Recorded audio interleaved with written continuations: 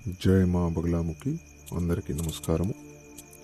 ఈరోజు కాలభైరవ అష్టమి ప్రత్యేకంగా ఈ రాత్రి మీరు ఒక చిన్న సాధన చేస్తే మీ జీవితంలో భయాలు అడ్డంకులు తొలగిపోతాయి.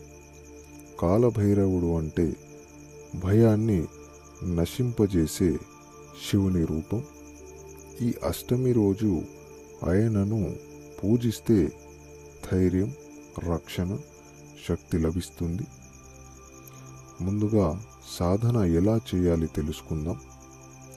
మొదట స్నానం చేసి శుభ్రమైన నలుపు రంగు వస్త్రాలు ధరించండి.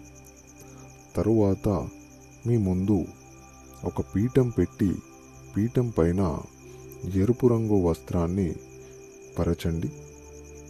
దానిపైన కాలభైరవుడి ఫోటో లేదా విగ్రహం పెట్టండి. స్వామివారి ముందు నువ్వుల నూనెతో ఒక దీపం వెలిగించండి.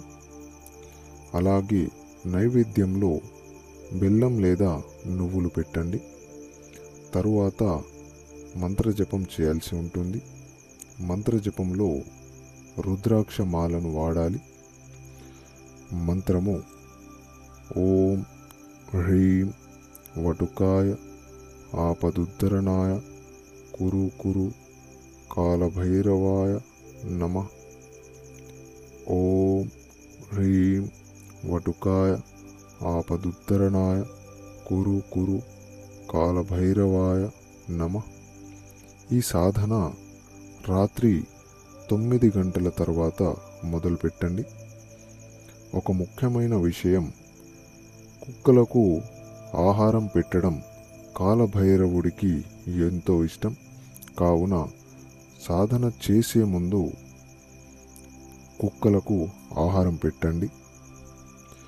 ఈ చిన్న సాధనతో భయాలు తొలగుతాయి, అడ్డంకులు తొలగుతాయి, రక్షణ కలుగుతుంది.